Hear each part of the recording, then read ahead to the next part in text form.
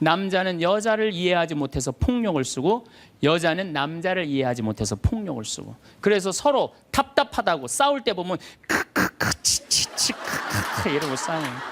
말이 안 통한다고. 남자는요 여자하고 말싸움 해갖고 이길 수가 없어요.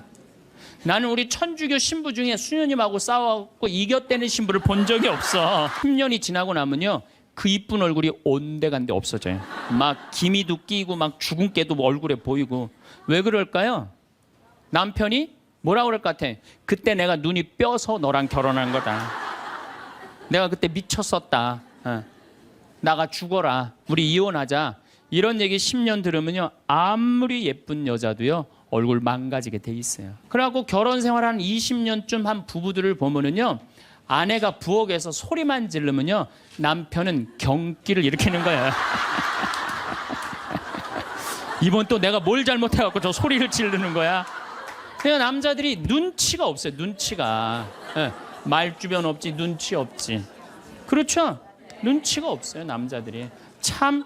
그러니까 남자들이 어느 정도로 눈치가 없느냐면은 아내가 지금 자기를 미워하는지 괴로워하는지 몰라요. 언제 아느냐면 귀싸대기를 맞아야지 알아요. 귀싸대기를 귀싸대기를 딱 맞아야지 아 이거 지금 우리 마누라가 심각하구나. 아니면 아내가 눈물을 뚝뚝 흘릴 때 그때서 느끼기 시작하는 거예요. 정말 답답한 거죠. 입만 열면은 힘들어 죽겠다, 지겨워 죽겠다, 이렇게 사느니 죽는 게 낫다, 이런 소리 참 많이 해요. 그런 소리 많이 하죠. 또요 우리 할머니들 늙으면 죽어야 된다 이런 소리 많이 하잖아요. 죽으면서 그런 소리 하면은 이쁘긴 한데 죽지도 않으면서 그냥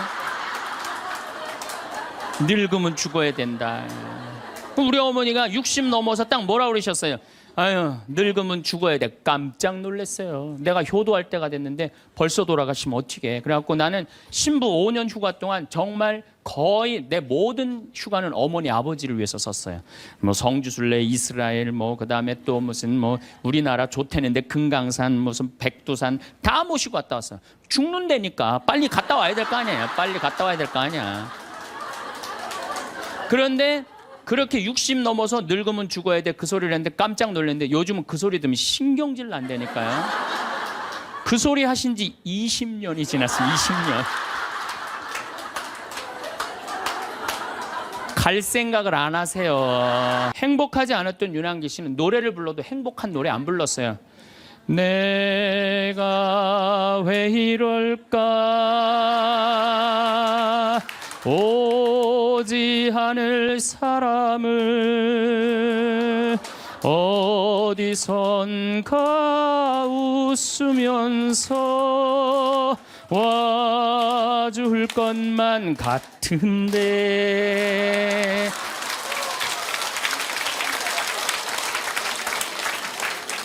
행복하지 않았기 때문에 노래를 불러도 행복한 노래를 안 불렀어요. 처음에는. 차라리 그 사람을 만나지 않았던들 이 고통 이 괴로움 나에겐 없을걸.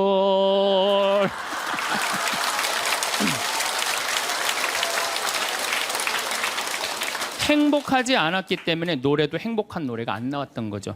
나는 어떡하라고 이런 노래만 불렀어요. 이런 노래만.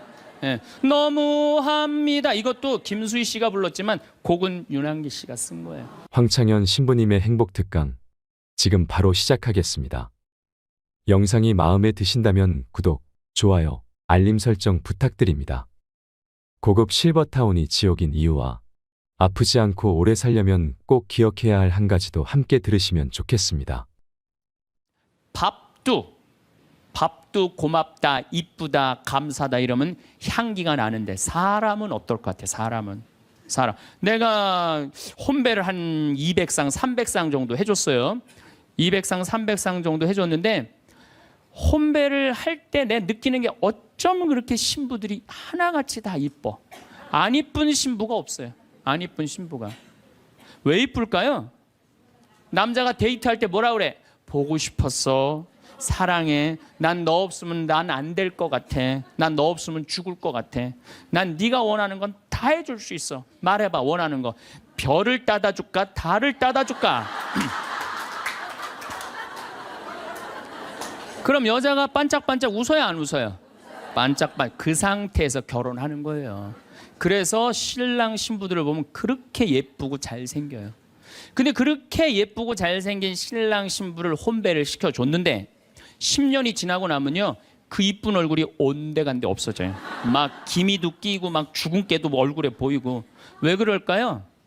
남편이 뭐라 그럴 것 같아? 그때 내가 눈이 뼈서 너랑 결혼한 거다. 내가 그때 미쳤었다. 나가 죽어라. 우리 이혼하자. 이런 얘기 10년 들으면요, 아무리 예쁜 여자도요, 얼굴 망가지게 돼 있어요. 아무리 예쁜 여자라도. 제가 이렇게 한 50, 60쯤 되신 분들이 그런 게 분명해요. 50, 60 되신 분들 중에 이목구비가 뚜렷하지 않아. 뭐 이쁜 구석이 별로 없는데도 이상하게 이쁜 여자들이 있어요. 이상하게 이쁜 여자들이. 그런 여자들은 어떤 여자들일까요? 남편이 당신 어쩜 가면 갈수록 어쩜 더 이뻐져. 우리 색시가 세상에서 난 제일 이뻐. 당신 사랑해. 고마워. 이런 얘기 20년 들으면은요, 이목구비가 뚜렷하지 않아도요, 이상하게 이뻐져요. 그런데 쌍꺼풀도 분명하고 코도 오똑하고 입술도 도톰한데 50, 60 되신 분들 중에 무섭게 생긴 분들이 계세요. 이목구비가 뚜렷한데도 무섭게 생긴 분들이 계세요. 그런 분들은 왜 그럴까요? 서로 죽이자, 죽자, 뭐 살자, 뭐 이렇게 말하고 20년 동안 싸운 사람은요, 아무리 예쁜 얼굴이라도 망가지게 돼 있어요. 사람은요, 어떤 말을 듣느냐에 따라서 이쁘고 이쁘지 않는 게 결정이 되는 거예요. 여러분들 남편한테, 아내한테도 그렇지만 자식한테도 뭐라 그래? 너는 내 자식이 아니라 왼수다. 나가 되져라. 이런 썩을 놈. 그러면은 자식이 어떻게 될까요? 왼수가 되고요, 바깥에 나가 돌아다니게 되고요, 썩게 돼 있어요. 근데 우리는 엄마들 자식 뜻대로 안 된다고 속상할 때 말을 함부로 하죠. 여러분들 생각을 해봐요. 우리 아들이 있어. 공부 좀 못해. 공부 못하면 어때요? 나는 공부 잘하는 거 그렇게 훌륭하다고 생각 안 해요. 근데 우리는 공부를 못하면 대한민국은 죄인 취급하잖아요. 어쨌든 공부를 못해. 그런데 아들한테 엄마가 괜찮아, 공부 못하면 어때? 이렇게 잘생긴 아들 하느님이 우리 집에 떨어뜨려 주었고 엄마는 밥 안 먹어도 우리 아들만 봐도 배불러. 이런 소리 듣고 자라는 애들은요, 삐뚤어질 수가 없어요. 딸 보고도 이렇게 이쁜 딸 혼자 보기 너무 아깝다. 어쩜 이렇게 이쁜 딸이, 얘네들 삐뚤어질 수가 없어요. 남편도 아침에 출근할 때 이렇게 잘생긴 남편 어떻게 보내? 여보, 내가 나가서 버릴 테니까 당신 집에 있어.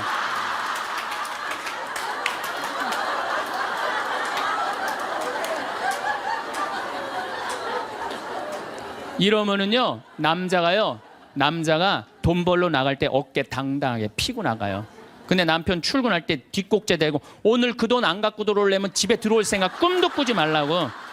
그럼 남자는요, 나가서 어깨 피고 돈 못 벌어요. 말에 복이 있는 거야. 말에 복이 있는 거예요.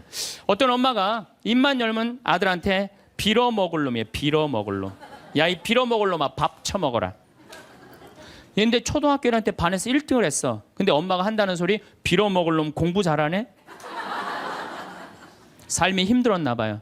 서울대 법대를 합격을 했어. 그랬더니 엄마가 한다는 소리, 우리 빌어먹을 놈 드디어 큰일 해냈네. 근데 엄마는 그리고 돌아가셨어요.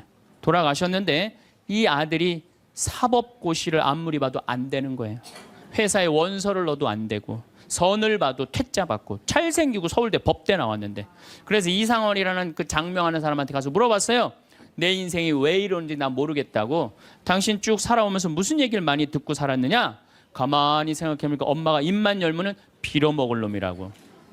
그러니까 이 사람은 잘 안 되니까 동료 판사, 변호사, 검사한테 빌어먹기 시작한 거예요. 그게 당신 인생의 몸에 밴 거다. 내가 당신 관상을 보니까 당신은 빌어먹을 놈이 아니라 벌어먹을 상이다. 벌어먹을 상이다. 그래, 내가 왜 빌어먹을 놈이야? 내가 서울대 법대까지 나왔는데. 과외를 시작했어요. 과외를 시작했더니 애들이 너무너무 많이 모이는 거예요. 그래서 학원을 했어요. 학원을 했더니 돈을 너무 많이 버는 거 서울에서. 그랬더니 예쁜 색시가 시집을 오고 지금은 딸 둘을 낳고 행복하게 벌어 먹고 살고 있대요.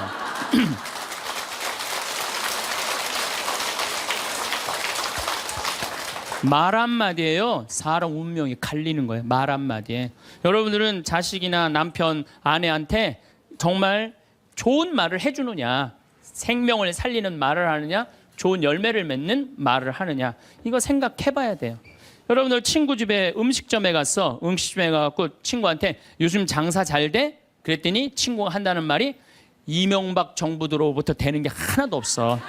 이러다가 망할 것 같아. 꼭 남 탓하는 사람 있잖아요.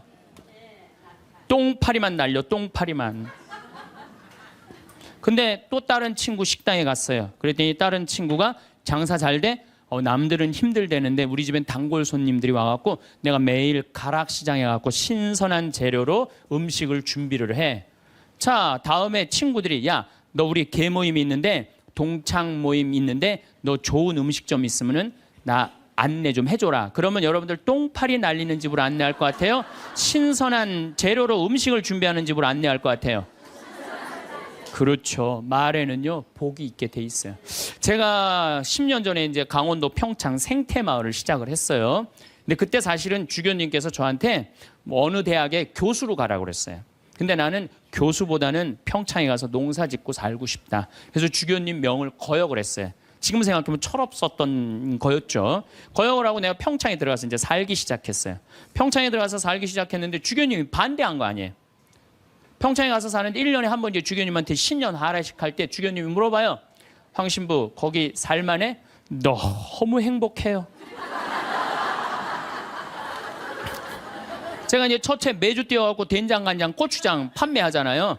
그럼 찾아오는 사람이 있어요. 팔릴 거 아니에요. 황 신부, 농산물 많이 팔려? 너무 많이 팔려요. 황 신부, 거기 사람들은 많이 와? 첫 해는 개미 새끼도 안 왔어요. 알아야지 올 거 아니에요. 근데 내가 너무 많이 와요.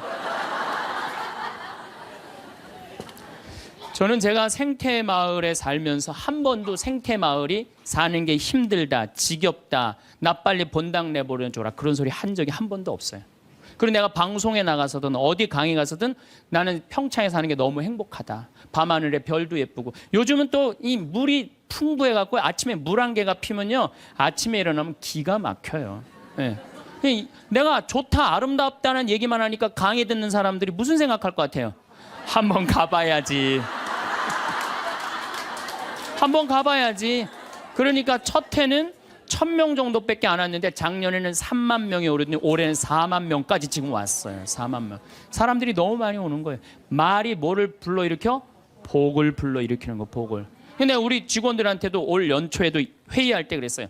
올해 느낌이 너무 좋아. 대박 터질 것 같아. 너희들 열심히 준비해. 근데 내가 우리 직원들한테 회의할 때 니네들 이렇게 하면 망한다. 니네들 똑바로 해. 망할 것 같으니까 똑바로 해. 그럼 이 직원들은요. 집에 가갖고 직장 알아봐요. 곧 망할 직장에 마음이 가겠어요? 그런데 올해 대박 터질 것 같아. 마음이요. 벌써 놓이는 거예요. 그래서 내가 우리 직원들한테 8월 말까지 예약이 2월 달에 차면 내가 니네들 유럽 기차여행 데리고 갈게. 내가 그랬어요. 그랬는데 12월까지 예약이 꽉 찬 거예요. 그래갖고 오늘 이 여행 보증금 내라고 왔어요. 그래서 23명 우리 직원들 데리고 내년 유럽에 다 가요. 예.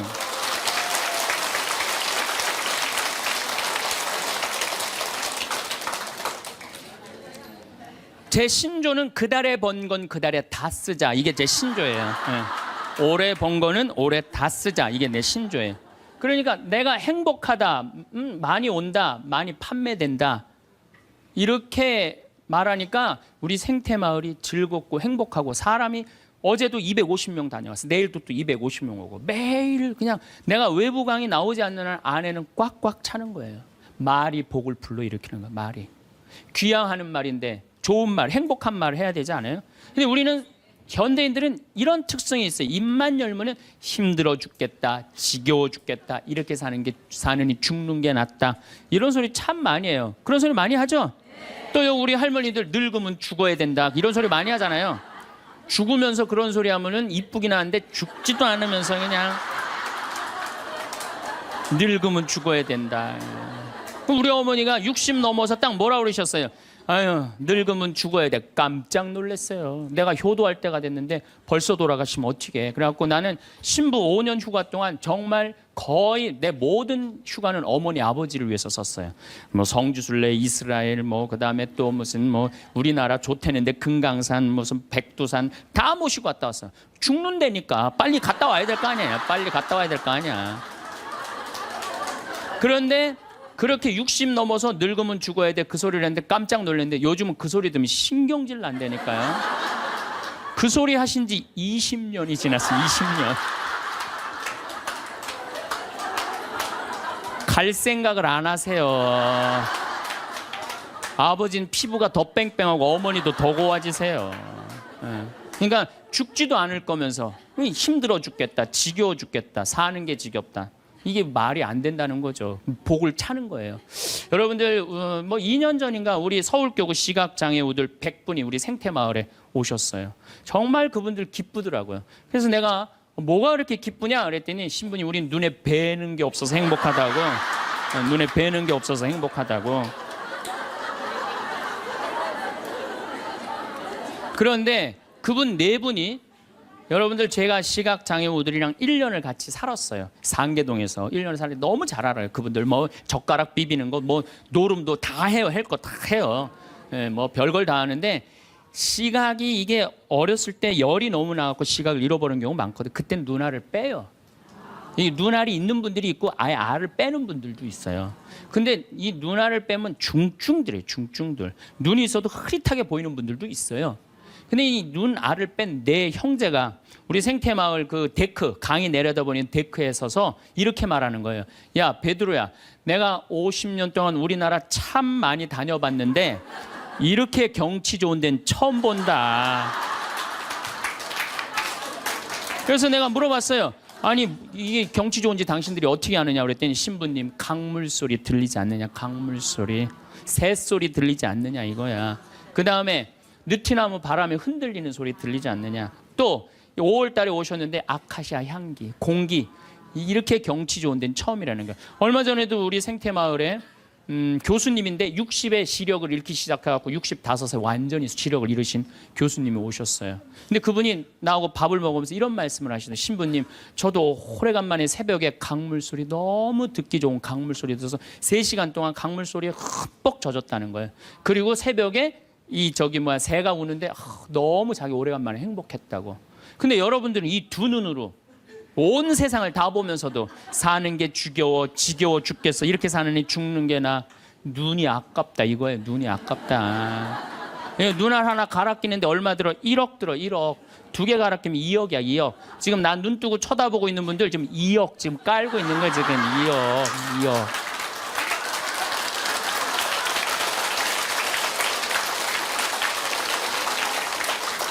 심장 하나 갈아 끼는데 5천, 간 갈아 끼는데 7천, 신장 갈아 끼는데 3천이에요. 그럼 이거 3억 5천이에요. 3억 5천. 여러분들 팔 하나 이거 의족으로 갈아 끼는데 400이에요. 양팔 800, 양다리 1600. 대충 따지면 여러분 한 5억 정도 되는 거예요. 그리고 더욱이 여기 지금 걸어오신 분은요, 적어도 5억짜리로 지금 끌고 온 거예요. 5억을 갖고. 그리고 여러분들 그 눈, 다리, 손가락, 발가락 다 붙어있는 식구 4명이 밥을 먹으면은요 20억이 앉아서 먹는 거. 20억이 앉아서.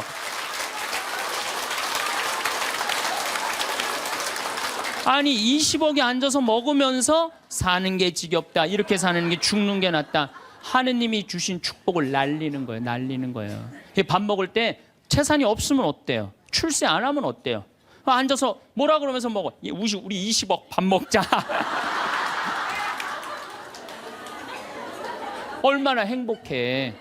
여러분들이 사는 게 괴로운 게 뭐냐 하면은 욕심이 너무 많아서 그래.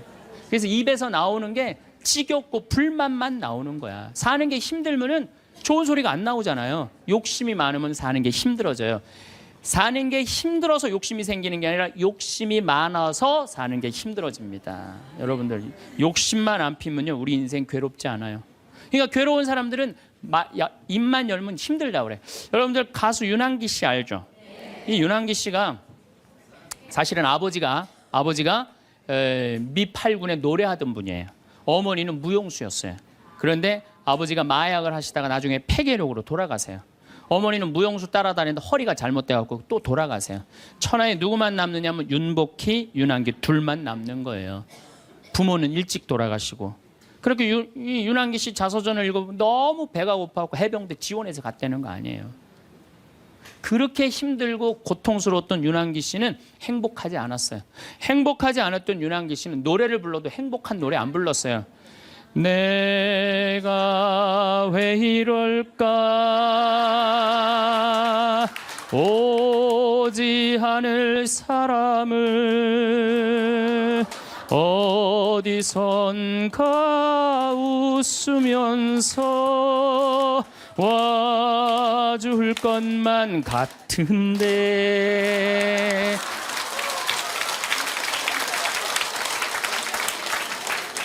행복하지 않았기 때문에 노래를 불러도 행복한 노래를 안 불렀어요. 처음에는 차라리 그 사람을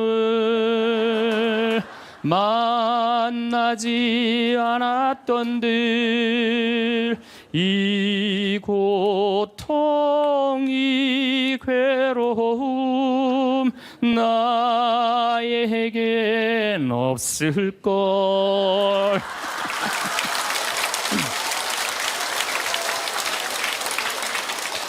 행복하지 않았기 때문에 노래도 행복한 노래가 안 나왔던 거죠. 나는 어떡하라고 이런 노래만 불렀어요. 이런 노래만. 예. 너무합니다. 이것도 김수희 씨가 불렀지만 곡은 윤한기 씨가 쓴 거예요. 전부 행복한 곡이 하나도 없었어요. 근데 76년에 윤한기 씨는 하나님을 믿기 시작해요. 76년에 하나님을 믿기 시작해요. 그러면서 삶이 바뀌기 시작해요. 79년에 윤한기 씨, 윤복희 씨가 사랑이 뭐가 잘못되고 굉장히 괴로워해요. 그때 동생을 위해서 이사야전서 37장을 묵상하다가 갑자기 곡을 하나 써요. 여러분들 너무너무 잘 아는 요즘 저기 나가수에서도 유명한 내가 만약 외로울 때면 내가 위로해 줄게. 이게 무슨 소리냐면 내가 만약 외로울 때면 하느님인 내가 너를 위로해 줄게. 그 노래예요. 그 노래. 이게 1절은 한국어 가사가 2절은 영어 가사인데 1절은 그때 하느님이라는 단어를 쓸 수 없었지만 2절에는 하느님이라는 단어를 써요. 너는 나의 영원한 노래야. 야훼는 나의 영원한 노래, 영원한 기쁨이다 이거예요. 내가 외로울 때 누가 위로해 주지? 주님께서 위로해 준다 이거예요. 그리고부터 이 두 분은 인생이 바뀌어요. 이 이후로 윤한기 씨 자서전을 읽어보면 슬픈 노래를 하나도 안 불렀다고 그래요. 아까도 이야기했지만 나는 행복합니다. 나는 행복합니다. 나는 행복합니다. 정말 정말 행복합니다. 그 다음 가사가 뭐냐면 기다리던 그날이 왔어요. 어깨를 활짝 펴고 우리 함께 웃어봐요. 즐겁게 살아봐요. 그런 내용이에요. 그리고 지금 윤한기 씨는 무슨 일을 하고 있느냐. 나이가 70이신데 개신교 예술신학교 목회, 목사님, 총장 역할을 지금 목사님을 20년 이상을 살면서 세상 사람들한테 행복을 얘기해줘요. 청승을 떨면서 노래를 불렀을 때하고 기쁨을 가지고 노래를 불렀을 때하고 인생이 바뀐다 이거예요. 인생이. 그러니까 여러분들도 제발 성가 좀 청승 좀 떨지 말고 불러라. 네, 청승 좀 떨지 말고 해라. 그런데 이게 누구끼리 제일 서로 죽이는 말을 많이 하느냐? 복을 이제 서로 빌어줘야 되는데 복을 빌어줘야 되는데 누구끼리 제일 많이 아픈 말을 하느냐면 부부끼리 제일 많이 아픈 얘기를 많이 해요. 근데 참 나도 남자지만은 여자 참 이해하기 힘든 존재예요. 여자 이상하고 요상하고 괴상하고 아주 복잡하고 나만 그런 줄 알았더니 스티븐스 호킹스 박사라고 있어요. 스티븐스 호킹스 박사. 이 사람이 나이가 71인데 작년에 뭐라고 그랬냐면은 자기는 140억 년 전에 우주에서 벌어진 일도 다 아는데 자기는 아직도 여자의 95%를 이해를 못 하겠다고 그래요. 아니 그 유명한 사람도 95%를 이해를 못 하겠다고 그러는데 나는 더 모르죠. 네. 여자를 이해하지 못하니까 여자한테 폭력을 쓰는 거예요. 제가 신학교 1학년 때 주일학교 중고등학교 아이들을 데리고 한 20명 정도를 데리고 200명 정도를 데리고 여름 캠프를 갔어요. 우리 때는 4박 5일 가고 그랬어요. 섬강이라는 데를 갔는데 애들이 이제 수요일 날 이제 세 번째 날 전부 이제 강에 들어가는 프로그램이야. 근데 여선생 하나가 고개를 꼬고 안 들어가는 거예요. 그래갖고 아니 다 들어가는데 저 선생은 왜 저 물에 안 들어가느냐? 저 선생 프로그램에 참여시켜라. 빨리 집어넣어라. 그랬더니 다른 선생님들이 오더니 학사님 안 된다는 거예요. 저 선생님 오늘 그날이라는 거 그날.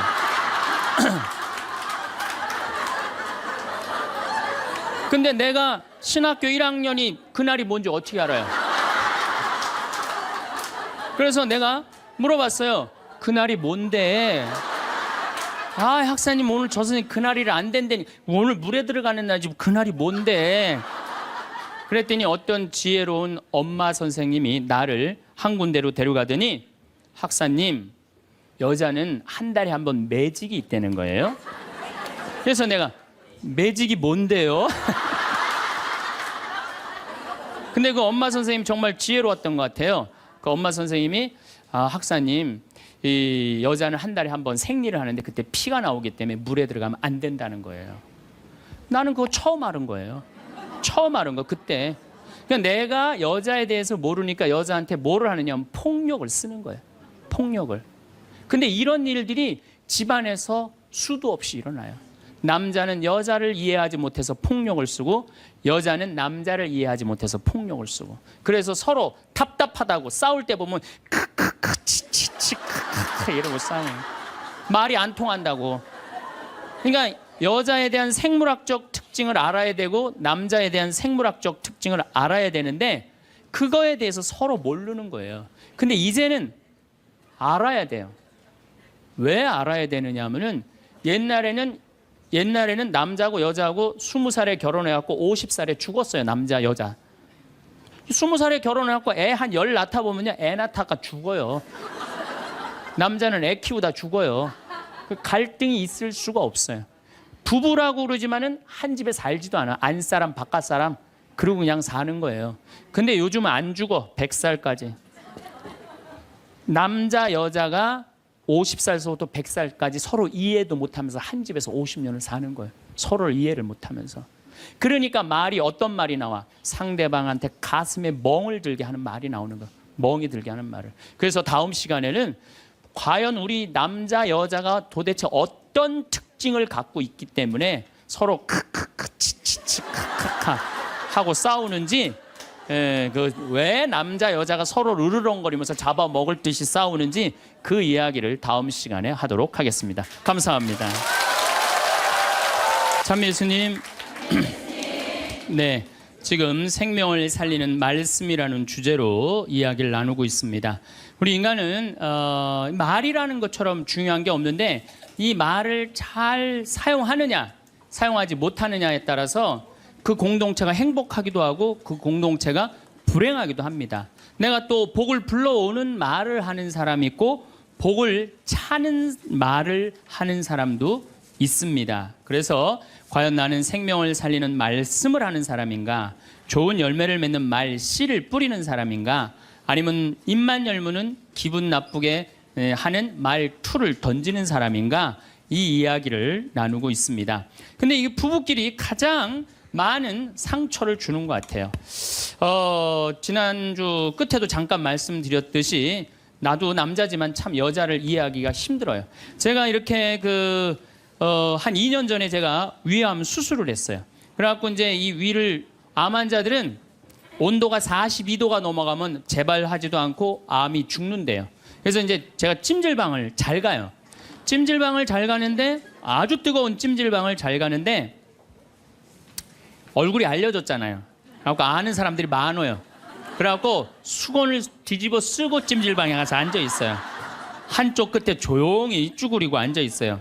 그러면 이제 아줌마 셋이서 들어와서 수다를 떨기 시작하면은 이해할 수 없는 수다를 떨어요. 아줌마 3명이서 뭐라 그러냐면은 한 아주머니는 자식 얘기해요. 자식 얘기. 그럼 옆에 아주머니가 자식 얘기하면은 그 자식 얘기를 같이 받아줘야 되는데 옆에 아주머니는 그러거나 말거나 자기는 남편 바람핀 얘기해요. 또 옆에 아줌마는 남편 바람핀 얘기 해거나 말거나 자기는 아파트 산 얘기해요. 주제가 다른 세 가지 이야기를 각자 지치지도 않고 30분 동안 계속 하는 거예요. 이해가 안 되더라고요. 우리 남자들은 정치 얘기를 지금 하고 있는데 아내가 여보 우리 애가 자꾸 속을 썩여 그러면 남자 신경질 부려요. 여보 나 지금 정치 얘기 하고 있잖아 지금. 정치 얘기 끝나면은 그 다음에 자식 얘기해. 남자는 한 번에 한 가지 주제만 얘기를 해요. 근데 여자는 동시에 세 가지 얘기를 동시에 하는 거야. 기분도 안 나빠하면서 계속 얘기하는 거예요. 기분도 안 나빠하면서 나는 왜 그런가. 근데 요즘 공부를 해보니까 이해가 되더라고요. 여자는 언어를 관장하는 뇌가 좌뇌에도 있고 우뇌에도 있대요.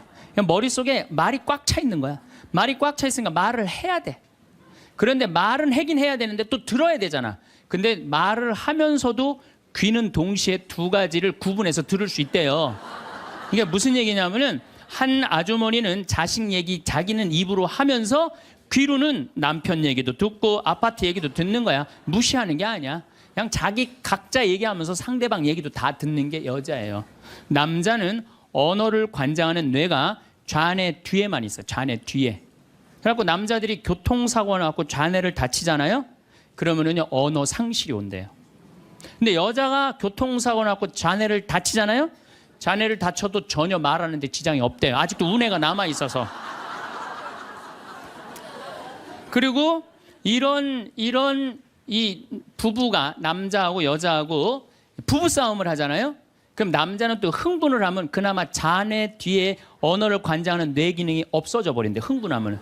그러니까 아내가 여보 당신 뭐 시집 와갖고 나 손에 물 안 묻히게 해준다 그랬더니 당신 나 얼마나 고생시켰어. 뭐 결혼기념일을 챙겨줬어. 생일을 챙겨줬어. 우리 친정엄마를 챙겨줬어. 나 여행을 보내줘서 막 따지면은 남편들이 대꾸를 해야 되는데 이게 어디 있는 줄 알아야지. 대꾸를 어디 있는 줄 알아야지. 그리고 대부분의 남자들의 반응이 어떠냐면 그거 30분 동안 계속 어이 하다가 끝나는 거예요.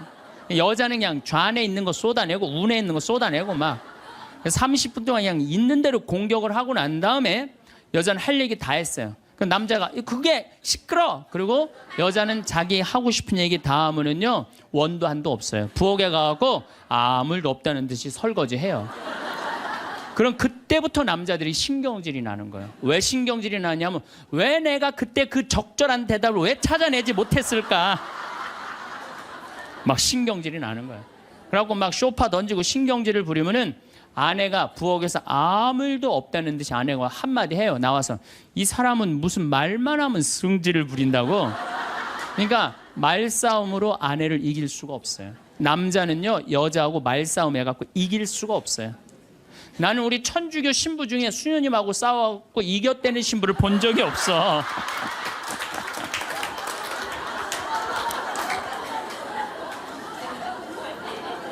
말싸움으로 여자를 이길 수가 없어요. 말싸움으로. 하느님이 창조할 때 남자한테는 너는 하루에 10,000마디만 해라. 10,000마디만 해라. 창조할 때 그렇게 창조하신 거예요. 10,000마디만 하라고. 여자는 하루에 너는 25,000마디 해라. 25,000마디 해라. 그러니까 하느님이 10,000마디만 하라고 창조한 남자는 출근해갖고 직장에 가면 10,000마디 해요. 이 말 저 말 하면은 벌써 10,000마디 끝나. 집에 들어오면 더 이상 말할 수가 없어. 아니 하느님이 10,000마디만 하라고 그래서 10,000마디만 하고 들어온 거야. 집에 들어와서는 더 이상 할 얘기가 없는 거예요. 할 의무 끝냈어. 근데 우리 여기 있는 자매님들도 남편 출근하고 애들 학교 가도 혼자 있으면서도 10,000마디 해요. 멸치 대가리 따면서 너는 어디서 잡혀서 우리 집에 왔니? 꽁치 다듬으면서 너도 어디서 잡혀서 왔니? 그리고 막 텔레비 보면서도 텔레비하고도 얘기해요. 그냥 텔레비하고도 얘기해요. 막 텔레비하고도 얘기하고 그렇게 10,000마디 해요. 10,000마디 하고 저녁에 이제 몇 마디가 남았냐면 15,000마디가 남은 거야. 이 15,000마디를 누구하고 하고 싶으냐면 남편하고 하고 싶은 남편. 그래갖고 저녁 차려주고 남편한테 여보 그 옆집 여자 말이야. 오늘 저녁에 같이 저녁 찬거리를 사러 시장에 나갔는데 그 여자는 김치찌개 거리를 돼지고기 한 근만 사면 되는데 5근이나 사고 정신 나간 여자야. 그러니까 그냥 살림이 그 모양 그 모양이지. 이랬는데 남자는 이미 더 이상 말하기 귀찮은 거예요. 그래서 남편이 한마디 해요. 쓸데없는 소리 하지 말고 부엌에 가서 국이나 더 떠오라고.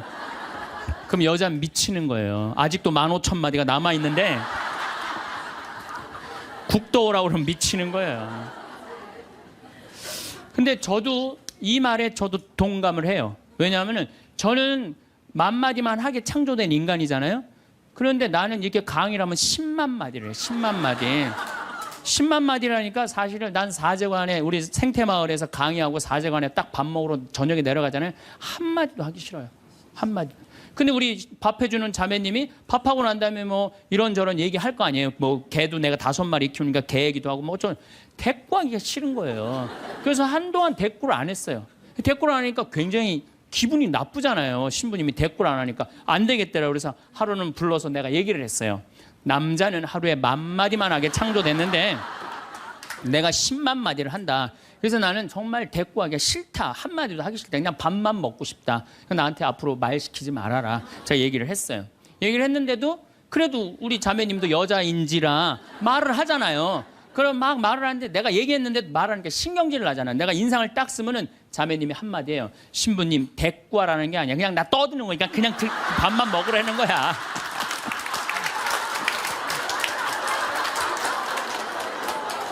이게 뭐냐면은 이게 합의가 된 거예요. 합의가 된 거야. 그러니까 그냥 떠들어 그냥 떠. 난 대꾸 안 하는 거 이해하고 떠드는 거 이해되는 거야 서로. 내가 보기에는 많은 부부들이 특히 우리 자매님들이 남편이 막 목석같이 있으면 이런 말을 해. 나는 사는 게 하나도 재미가 없다. 그러죠? 남편이 목석 같으니까.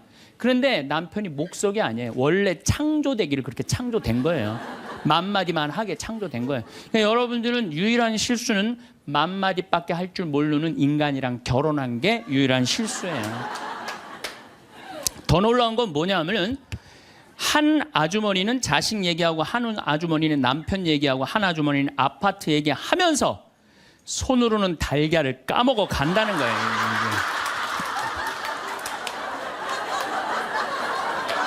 아, 이 뭐 대단하지 않아요? 달걀. 여러분들 남편한테 이번 추석 때나 뭐 어느 때 한번 시켜보세요. 달걀 좀 까줘 그러면 남편은 어떻게 하는 줄 알아요? 달걀만 까요. 그것만 쳐다보고. 그 말 시키면 남편이 뭐라고 그래요? 지금 달걀 까잖아 지금. 남자는요 한 번에 한 가지밖에 할 줄 몰라요. 동시에 두 가지를 못해요. 근데 여자는 특성상 밥 올려놓고 찌개 올려놓고 다듬어야 되고 나물 다듬어야 되고 반찬해야 되고 동시에 여러 가지를 할 수 있어요. 그래서 집에 전화가 오잖아요. 전화가 오면은 아빠가 전화를 받으면 테레비 소리가 크면은 아빠가 한마디 해요. 시끄러워. 테레비 소리 줄여. 그러죠? 또 애들 시끄러우면 아빠 통화하니까 가만히 있으라고 그래요. 그 남자는 전화만 해요. 근데 엄마한테 전화가 오잖아요. 테레비 소리 애들 떠드는 거 전혀 상관없어. 더욱이 어느 정도로 심하냐면 막 통화하면서 테레비에 딱 어떤 여자가 나오면은 저 여자 이혼했다 그러더니 나오네.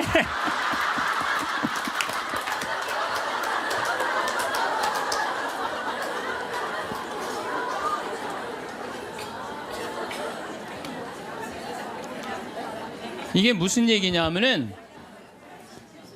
언어에 있어서 여자가 남자보다 뛰어납니다. 언어에 있어서. 제가 한번 뭐 고등학교 강의를 갔는데 한 10년 전 얘기예요. 강의를 갔는데 그해 경기도에 영어 선생님 172명을 뽑았는데 여자가 170명, 남자가 2명 됐대요. 언어에는요 여자가 탁월한 능력을 갖고 있어요. 그러니까 남자는 말주변이 없어. 말주변이 없게 돼 있어요. 근데 문제는 언어만 뛰어난 게 아니에요. 여자가 시각도 뛰어나요. 시각도. 우리 눈에는 광수용체가 있어. 빛을 받아들이는 수용체, 짝대기, 사각형 짝대기가 1억 3천만 개가 있어요. 이게 남자 여자가 다 있어요. 근데 요 1억 3천만 개는 하얀색, 빨간색, 까만색, 파란색만 구분하는 거예요. 그러니까 남자들은 이 광수용체 1억 3천 거 요것만 있어요. 그러니까 남자들은 색깔 구분을 4가지만 해요. 남자는 회색도 하얀색, 베이지색도 하얀색, 하얀색도 하얀색이야. 남자는 분홍색도 빨간색, 주황색도 빨간색, 빨간색도 빨간색이에요. 남자는 색깔 구분을 못해요. 근데 여자들은 원추형 광수용체 700만 개가 더 있어요. 여자가. 그래갖고 이건 온갖 색깔을 구분하는 거예요. 그러니까 나는 아직도 카키색이 무슨 색인지 몰라요.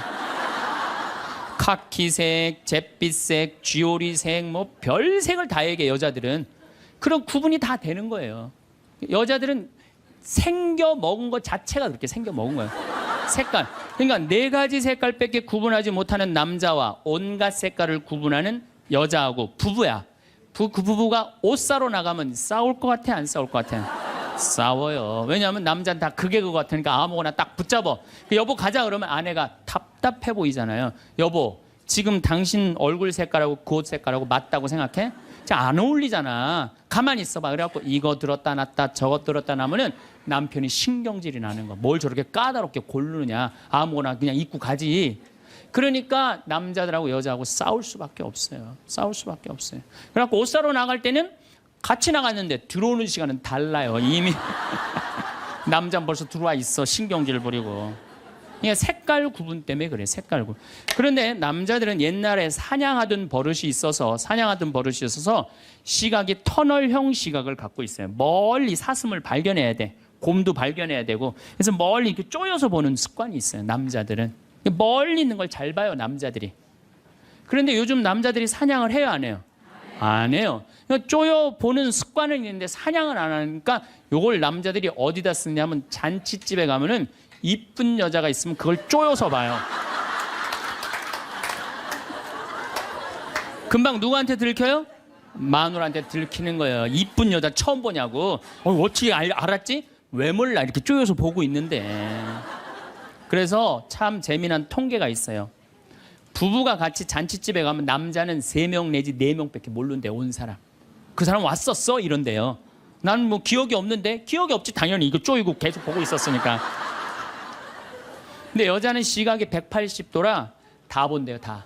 그 남자 넥타이를 못 메고 왔고 시계를 못 차고 왔는까지 다 한다는 거예요. 여자. 그래서 보통 정신적인 바람을 피는 걸 보면은 남자는 3명 정도 피는데 여자는 30명 정도 이미 피고 들어와요. 그런데 이게 이 터널형 시각을 가진 남편한테 아내가 심부름을 시킵니다. 여보, 냉장고에서 치즈 좀 꺼내와.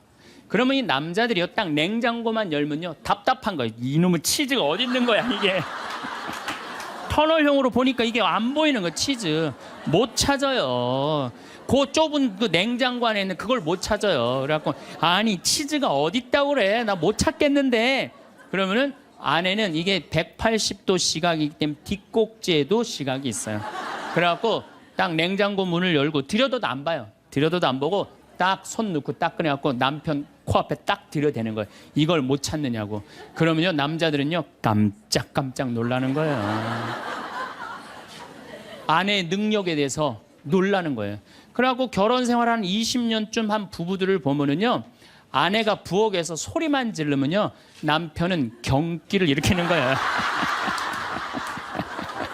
이번 또 내가 뭘 잘못해갖고 저 소리를 지르는 거야. 그냥 남자들이 눈치가 없어요. 눈치가. 예, 말주변 없지 눈치 없지. 그렇죠? 눈치가 없어요 남자들이. 참 그러니까 남자들이 어느 정도로 눈치가 없느냐면은 아내가 지금 자기를 미워하는지 괴로워하는지 몰라요. 언제 아느냐면 귀싸대기를 맞아야지 알아요. 귀싸대기를 예. 귀싸대기를 딱 맞아야지 아 이거 지금 우리 마누라가 심각하구나. 아니면 아내가 눈물을 뚝뚝 흘릴 때 그때서 느끼기 시작하는 거예요. 정말 답답한 거죠. 그러니까 말주변 없지 눈치 없지. 근데 아까도 말씀드렸지만 어제도 말씀드렸지만은 이게 40까지 50까지 살 땐 아무 문제가 없어요. 이게 100년 살면서요 한 집에서 답답해서 못 살아요. 둘이 답답해서 못 살아요. 아니 말주변이 있나 눈치가 있나. 거기 더 미치는 건 뭐예요? 청각이 떨어져요. 남자가 청각이 떨어져요. 보통 개는 10만 사이클 정도 듣는다 그래요. 10만 사이클 듣고 그 다음에 어린아이들은 3만 사이클 정도는. 그래서 초등학교 아이들 중고등학교 아이들이 헤비메탈 음악을 좋아해요. 걔네들 헤비메탈 음악 좋아하고 엄마는 짜장면을 시켜서 혼자 먹고 나는 뭐 찌꺼기만 먹었어 뭐 이런 랩 음악 걔네들은 다 들려요. 다 들려 걔네들은. 여러분들은 잘 안 들리죠? 네. 이 얘네들 3만 엄마들은 2만 사이클 정도로 2만 사이클. 그러니까 젊은 부부가 같이 잠을 자갖고 건너방에서 애가 울잖아요. 그럼 누구 귀에만 들리느냐면 엄마 귀에만 들려요. 그래갖고 여보 난 너무 힘들어. 오늘 애하고 하루 종일 씨름을 해갖고 내가 힘들어서 못 일어나니까 당신이 일어나서 좀 나가봐. 이러면은 대부분의 남편들이 이렇게 말한대요. 아무 소리도 안 들리는데 뭐가 들린다 그래. 예민하게 굴지 말고 잠이나 자. 그러면은 누가 일어나서 나가느냐 하면은 아내가 일어나서 나가는 거, 엄마가 일어나서 나가는 거. 그러니까 아내들은 남편하고 살면 살수록 더 답답한 거야. 말주변 있나, 눈치가 있나, 말귀를 알아듣나.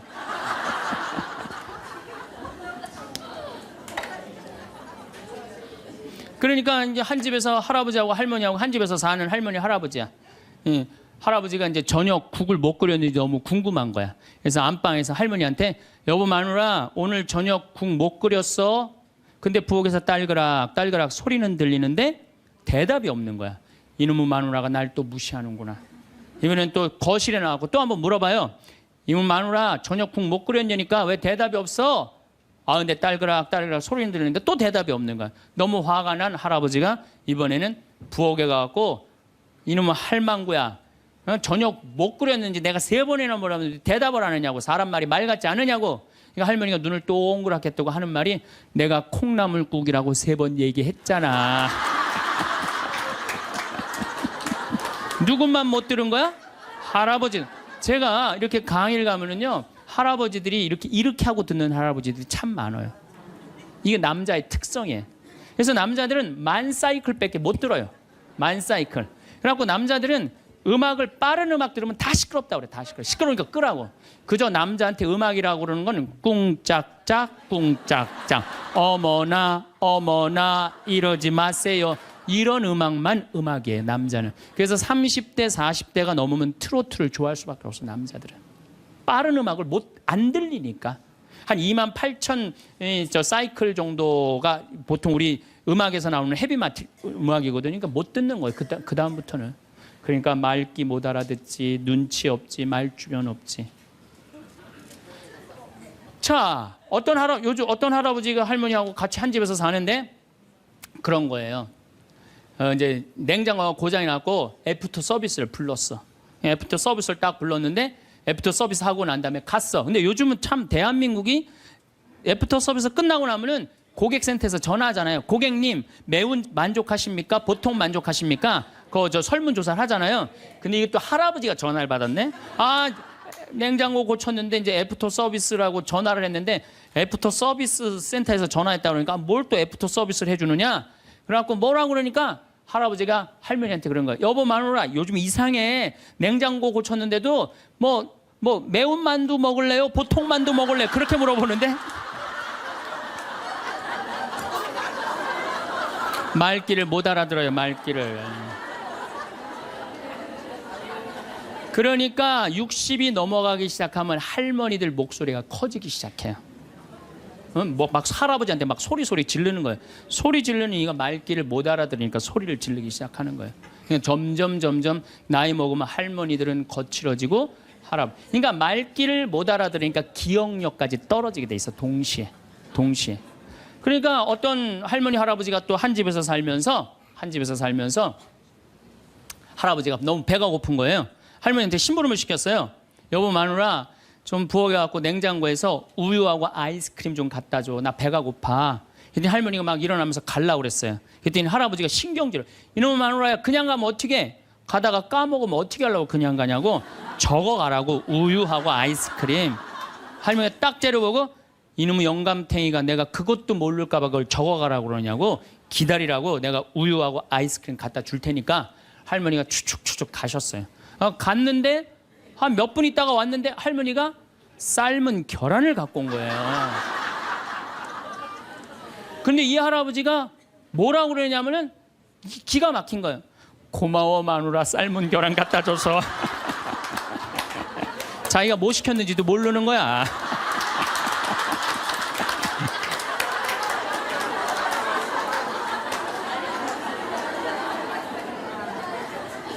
자, 여러분들 남자하고 여자는 이렇게 달라요. 그리고 50이 넘어서면서부터 여자가 능력이 뛰어나요. 여자가. 그러니까 남자는 사실은 말주변도 없지, 눈치도 없지, 말귀도 못 알아듣지. 여기 지금 형제님들 몇 분 오셨는데 내가 60 넘어갖고 100살까지 집에서 안 쫓겨나고 살 수 있는 비법이 하나 있어요. 내가 마누라 옆에서 붙어서 사는 비법이 하나 있어. 내가 그거 비법을 알려드릴 테니까 여기 형제님들 내가 알려주는 대로 사시면 돼요. 그저 비법이라는 건 뭐냐면은 마누라가 시키는 대로 하고 사세요.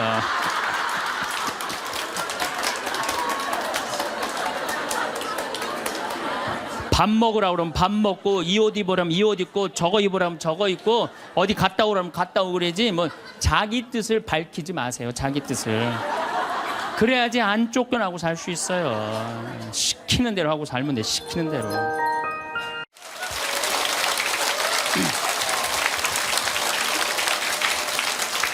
참 예수님. 네.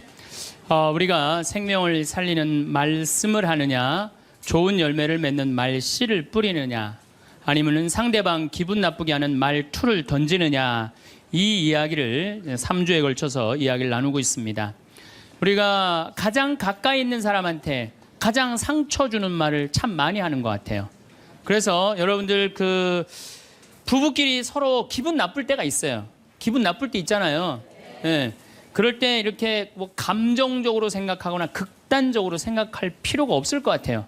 왜 그렇게 생각하실 필요가 없느냐면 지금 종자가 다른 종자가 이상한 행동을 하고 있다. 이렇게 생각하면 좀 마음이 좀 편안해요. 저 사람이 날 미워해서 그러는 게 아니다. 더욱이 여성이라는 이 성은, 제가 남성이기 때문에 그런 걸 많이 느껴요. 여성은 참 신비한 존재. 여자는요, 생리를 하고 난 다음에 1일부터 18일까지 점점 기분이 좋아진대요. 점점 18일서부터 21일 사이까지는 기분이 최고래. 최고. 네. 최고인데 21일부터 기분이 나빠지기 시작해. 생리할 때 되면 완전히 그 여자가 아니야. 원래 생각했던 그 여자가 아니야. 완전히 새로운, 완전히 짐승이 하나 나와갖고 이상한 행동을 하는 거예요. 그러니까 여자는 기분이 좋고 나쁘고 너무 분명해요. 좋을 때는 한없이 좋고 나쁠 때는 또 한없이 나쁜 경우가 있어요. PMT라고, 이게 그 여자는 그 생리 전 긴장감이 있대요. 이 현상이 있어갖고 여자의 감정을 남자들이 내 마누라 난 도저히 이해가 안 돼. 이게 이 주기를 몰라서 그래요. 더욱이 여자가 한 18일에서 21일 사이는 기분이 얼마나 좋으냐면은 처녀 때도 이때 만약에 파티장에 가고 술을 먹는데 남자를 보면은요, 모든 남자가 다 멋있게 보인대. 그래갖고 그냥 이때 그냥 술 먹고 호텔에 다음날 아침에 깨보면 어머머 내가 미쳤어, 내가 왜 그랬지? 이런 일이 이때 벌어지는 거예요. 그래서 보통 보면은 이렇게 부부들 보면 너무 예쁜 여자하고 이상하게 생긴 남자가 부부로 사는 경우가 있어요. 이 경우는 18일에서 21일 사이에 만난 경우에, 이 경우는 전혀 어울리지 않는데도 같이 사는 경우가 있어요. 그걸 뭐 번개 맞은 사랑, 운명 같은 사랑, 그런 거 아니에요. 그런데 이게 결혼할 때만 이런 현상이 일어나는 게 결혼하고도 계속 이 주기가 반복되는 거예요. 그러니까 남자들도 이걸 이해를 못하니까 답답한 거. 저 여자가 왜 저러나, 느닷없이 왜 신경질을 부리지? 또 느닷없이 너무너무 잘하고. 이런 주기, 본인들도 아마 그런 주기에 대한 인식이 있으실 거예요. 인간이라는 게 그렇게 복잡한 것 같아. 근데 옛날에는 이렇게 복잡해도 몰라도 됐어요. 그냥 참고 살고, 그냥 견디고 살고, 성당에서 십자가 생각하고 참으라고 그러면은 그냥 참고. 그리고 옛날에 제가 20년 전만 해도 신부님 남편이 때려요, 남편이 바람 펴요, 그러면 저도 그랬어요. 참고 살으라고. 왜? 참고 살, 좀만 참으면 죽으니까 그냥. 죽으니까 참고 살라고 그랬어요. 그 옛날엔 더 했죠. 그 옛날에는 뭐 100년 전, 200년 전에는 참고 살면 둘 중에 하나 아무나 빨리 죽으니까 그냥. 근데 요즘은요, 한 40살 된 사람이 남편이 때려요, 바람 펴요, 빚만 만들어놔 이러면요, 참고 살라고 얘기하기가 참 두려워요. 왜냐하면 참고 100년을 더 살아야 되는데 그거는 또 다른 형벌이거든요. 그러니까 여러분들도 이제는 남자라는 이 동물을, 짐승을, 종자를 이해를 하셔야 돼요. 남편을 이해하라는 게 아니에요. 남자가 생겨먹은 게 어떻고, 또 여기 있는 우리 형제님들은 여자가 생겨먹은 게 그러면 훨씬 좀 덜 싸울 거예요. 덜 크크크 치치치 카카카 된다니까. 그런데 이제 부부끼리도 서로에 대한 이해가 필요하지만은 여러분들 자녀에 대한 이해가 필요합니다. 자녀를 이해하셔야 돼요. 그리고 자녀하고 대화를 해야 돼요. 자녀하고 대화를 해야 되는데 우리나라 엄마들은 참 편안하게 교육해요. 딱 한마디만 하면 되니까 공부해. 이건 절대 교육이 아니에요. 절대 교육이 아니에요.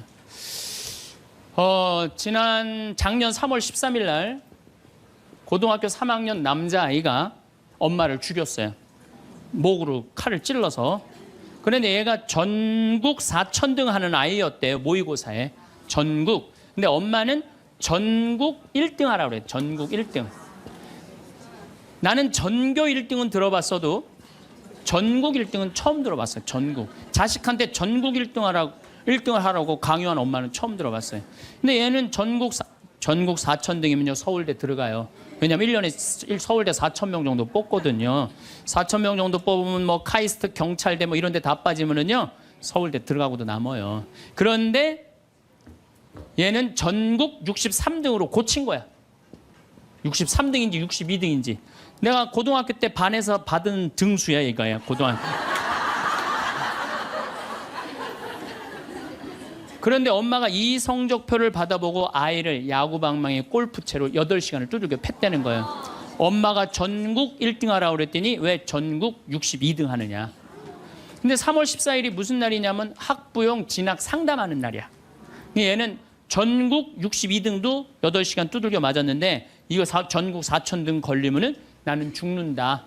그래갖고 엄마를 미리 죽인 거예요. 얘 지금 감옥에 가 있어요. 1차 재판 끝났어요. 3년형인가 지금 나왔어요. 나는 얘는 엄마를 죽였다고 생각하지 않아요. 시험 감독관을 죽인 거예요. 시험 감독관을. 근데 우리는 자녀들한테 공부하라는, 왜 공부해야 되는지, 인생에 대한 철학, 삶의 진리 이런 얘기 전혀 하지 않아요. 그냥 무조건 공부하라. 무조건 공부하라 그래. 그러니까 애들이 왜 공부해야 되는지도 모르고 부모가 하라고 그러니까 지겨워도 하는 거예요. 그러니까 부모가 지겨운 거예요. 부모가 지겹고 부모하고 말을 섞기 싫고. 여러분들 맨날 초등학교 이제 한 5학년만 되면은 남편이 맨날 술 먹고 들어와. 남편이 요즘 경기가 안 좋아갖고 400만 원을 벌어야 되는데 150만 원밖에 못 벌어. 400만 원을 벌었는데 150만 원밖에 못 벌어. 그래갖고 남편이 걱정이 돼갖고 맨날 술을 먹고 들어와요. 그러면은 엄마가 한다는 소리가 그래요. 지겨워 죽겠어. 뭐하러 나하고 결혼했어. 술하고 결혼하지. 내가 이혼을 하든가 말든가 해야지. 아빠는 맨날 술 먹고 들어오고. 초등학교 5학년만 되면은 여자의 초등학교 5학년 애들 눈치가 빨라요. 아, 우리 집이 지금 심각하구나. 엄마 아빠가 곧 이혼하면 나는 엄마하고 살아야 될까 아빠하고 살아야 될까 고민해요.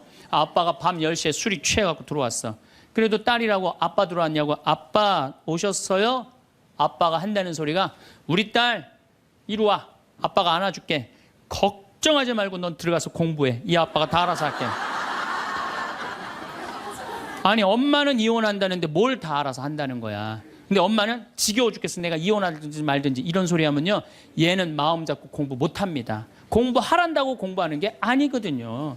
정말 지혜로운 엄마는 어떤 엄마인 줄 알아요? 남편 술 취해갖고 들어오면은 방에다 뉘어놓고 근심 어린 얼굴로 쳐다보는 초등학교 5학년 딸아, 아빠가 맨날 술 먹고 들어오니까 걱정되지? 엄마 나 걱정돼. 아빠가 왜 저래 조금? 사실은 아빠가 요즘 경제가 좀 어렵지 않니? 너도 알다시피 지금 유럽에 그리스 사태 터졌잖아. 그리고 이란 핵무기 때문에 지금 석유값이 자꾸 올라가고 있어. 그리고 미국은 리먼 브라더스 경제 위기가 왔잖아. 이렇게 어려운 경제 위기가 와서 아빠가 한 달에 400을 벌어야 되는데 150밖에 못 벌어. 근데 너도 알다시피 우리 핸드폰 네 식구 쓰면은 20만 원이야. 그다음에 전기세 10만 원이야. 그다음에 아빠 차 운행하고 우리 버스 타고 전철 타고 다니는 거 30만 원이야. 우리가 라면만 먹고 살아도 60만 원이야. 네 학원비, 동생 학원비 50만 원 들어가. 그러고 난 다음에 우리 아파트 부금 100만 원 들어가. 한 달에 최소한 250은 있어야 되는데 150밖에 6개월 동안 아빠가 지금 이렇게 우리 집이 마이너스야. 그래서 아빠가 저렇게 근심 걱정이 돼서 저렇게 술을 먹고 들어오니 네가 좀 이해를 해줬으면 좋겠다. 이렇게 말하면요, 얘는 방에 들어가서 고민해요. 우리 집을 위해서 내가 도대체 뭘 해야 될까 고민해요. 그런데 우리는 자녀들한테 이런 얘기 일체하지 않아요. 일체하지 않고 너는 들어가서 뭐 하라고 그래? 공부하라고 그래. 그러니까 애들이 공부를 왜 해야 되는지 모르잖아요. 유대인들은요, 초등학교 1학년만 되면은 왜 우리가 이 초막절을 지내야 되는지, 왜 우리가 과월절을 지내야 되는지, 할머니 할아버지는 어떻게 살았고 엄마 아빠는 어떻게 살았고 다 얘기해 줘요. 그러니까 우리나라 애들은, 이스라엘 애들은 초등학교 1학년 때부터 철드는 거예요. 우리 역사, 이런 역사 안에서 내가 살아가야 되는구나.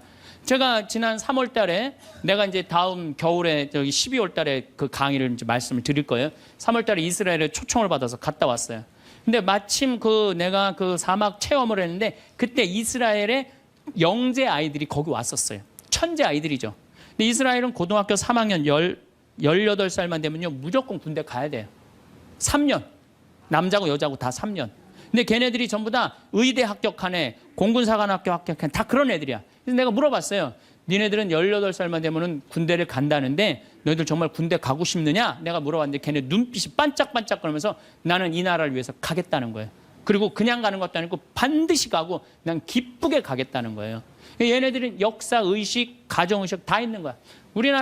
그러니까 우리나라 애들은 20년 동안 역사 얘기도 안 듣고 사람 살아가는 도리 얘기도 안 듣고 무조건 뭐만 하라고 그래? 공부만 하라고 그래. 제가 얼마 전에 내 친구의 친구가 세상을 떠났어요. 근데 그 세상 떠난 사람 여자예요. 근데 고등학교 2학년 딸이 있고 대학교 1학년 아들이 하나 있는 거야. 그런데 이 엄마가 딸을 깨워야지 딸은 일어나서 학교를 가는 거예요. 근데 10시가 됐는데 엄마가 안 깨운 거야. 엄마가 왜 나를 안 깨웠지? 10시가 됐는데 부엌에 가보니까 심장마비로 죽은 거예요. 심장마비로 죽었는데 아들이 이제 올라왔죠. 지방대학 다니면서. 아들이 올라왔는데 아들이 장례 때 하나 울질 않더래요. 우리 친구가 가서 보니까. 그리고 그냥 슬퍼하질 않더래요. 그런데 장례하는 날 아빠한테 그러더래요. 아빠, 나 내일 MT가 있는데 나 그거 꼭 가고 싶은데 나 어떻게 하면 좋으냐고. 나 내일 MT 가게 해달라고 그러더래요. 철이 안 들은 거죠. 그런데 여러분들, 얘가 철이 왜 없을까요? 누가 이렇게 철없이 키웠을까요? 부모가 철없이 키운 거예요. 뭐 하라고 그런 거야? 공부하라고 그러는 말 외에는 한 얘기가 없는 거예요. 공부하라는 얘기. 우리 집에 이 형제가 4형제예요. 근데 우리 둘째 형이 머리가 나빠요. IQ가 99에. 난 126인데.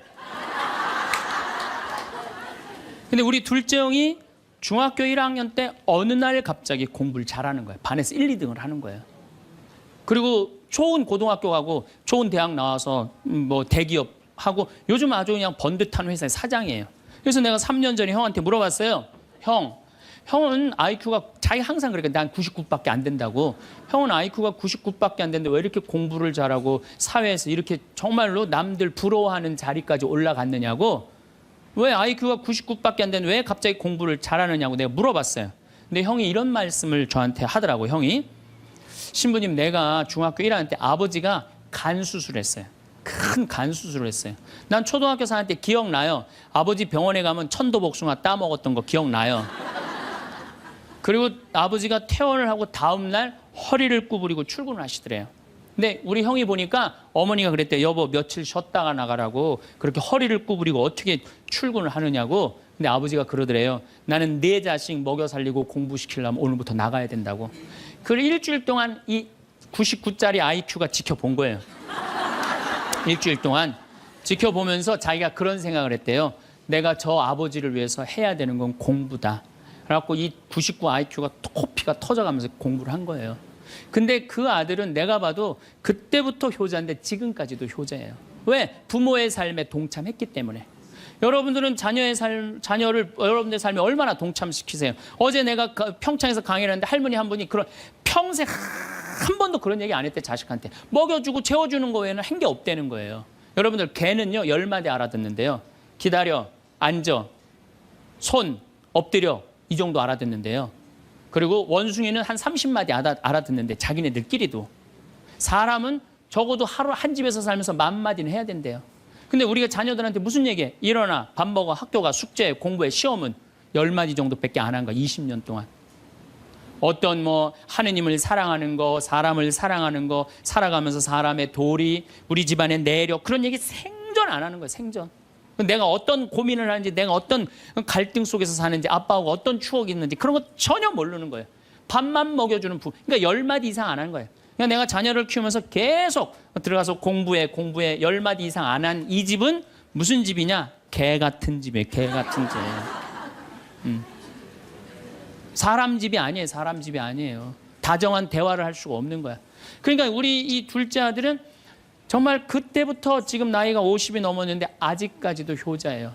그래서 내가 이렇게 나보다 신부가 됐으면 더 잘 살았을 거예요, 둘째 형이. 근데 큰 형은 이제 우리 어머니 아버지가 휴가를 이제 우리 생태마을 요즘은 이제 거의 못 오시는데 휴가를 오면 이제 누나, 큰 아들, 둘째 아들이 돌아가면서 모시고 와요. 근데 이제 뭐 큰 아들도 자기도 뭐 조그만 공장을 하는데 막 이제 바쁘니까 바쁜 와중에 어머니 아버지 모시고 오는 거 아니에요. 오다가 어머니가 아이고 얘야 묵주를 까먹었다 그러면 신경질을 부린대요. 바빠 죽겠는데 어떻게 하라고 그러냐고 지금 일주일만 손가락으로 하고 오라고 그냥 그런데요.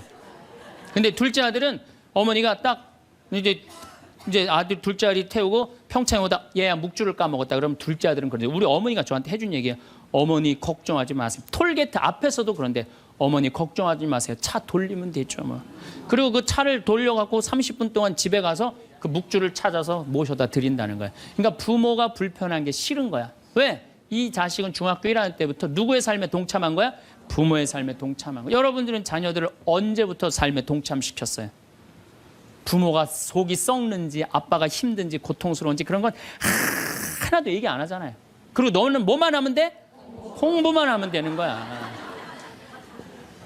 저는 요즘 우리 사회가 지금 굉장히 거칠다 그래요. 왕따, 그다음에 학원 폭력, 성폭력, 굉장히 뭐 아주 충격적인 사건들이 많이 벌어지잖아요.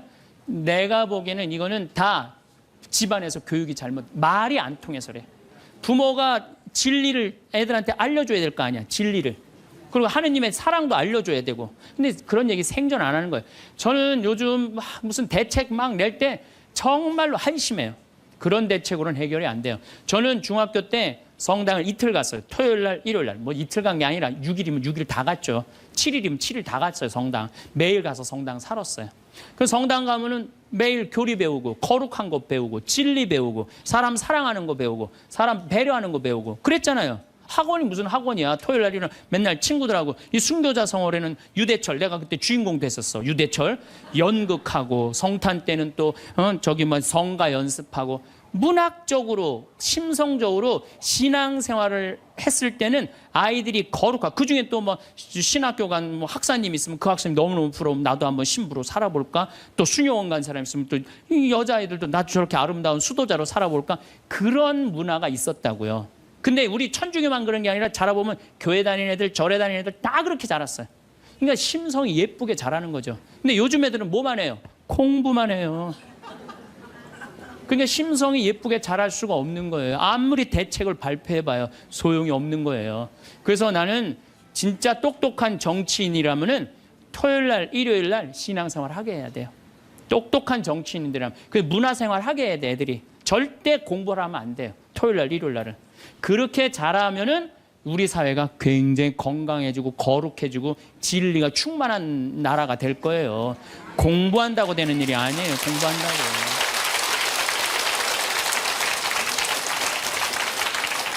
그러니까 자식들하고 대화를 하려고 해도 대화를 해본 적이 있어야지 대화를 할 거 아니야.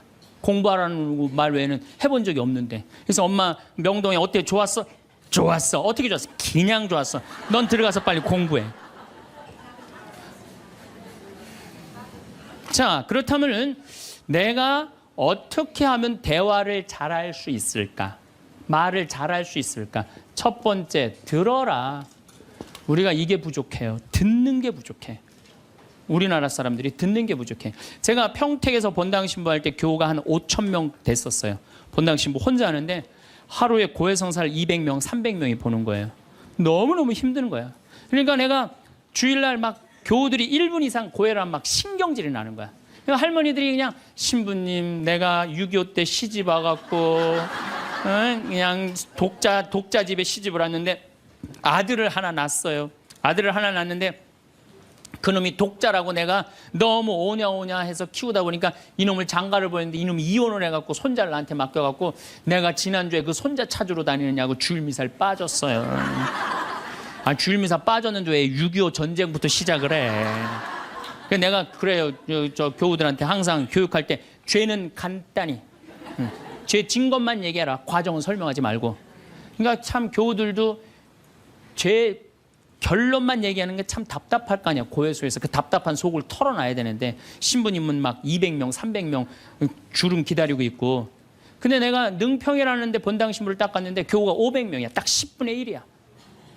고해소에 들어가고 성물돌 끝났는데도 들어오는 사람이 아무도 없는 거야. 너무 심심한 거예요. 그래갖고 이제 고해소에 딱 들어오면 너무 반가운 거예요. 그래갖고 신부님 저 시어머니를 미워했어요. 그럼 평택에서는 4계명 부모에게 효도하라고 그랬는데 미워하면 안 된다. 예수님이 십자가 생각하고 시어머니한테 잘해라. 딱 간단해. 그렇게 했는데 능평에서 이 자매 나가면 이제 아무도 안 들어오니까 이 자매 나가면 아무도 안 들어오니까 내가 뭐라 그러냐면 왜 시어머니를 미워하는데요? 뭐 내가 시집을 왔더니 그냥 손자하고 그냥 고모하고 그냥 남편만 하고 나는 그냥 완전 식모 취급하고 친정에도 못 가게 하고 그러면 안 되지. 그 시어머니 며느리한테 밥 얻어먹으면서 정신 나간 시어머니네. 그러면은 그 자매가 신이 나는 거지. 신이 그것뿐만 아니라 내가 혼수 살림 얼마나 구박을 많이 받았는지 몰라요. 그러면은 내가 이제 정말 늙으면 그거 정말 다 그래. 하여튼 자매님 참 그런 집에서 힘들게 산다 그러면 막 눈물 콧물 흘려가면서 시어머니 욕을 바가지로 해요. 그러면서 자매가 신부님 이렇게 시어머니 욕해도 되느냐고. 걱정하지 말라고. 여긴 비밀이 지켜지는 데니까 걱정하지 말라고.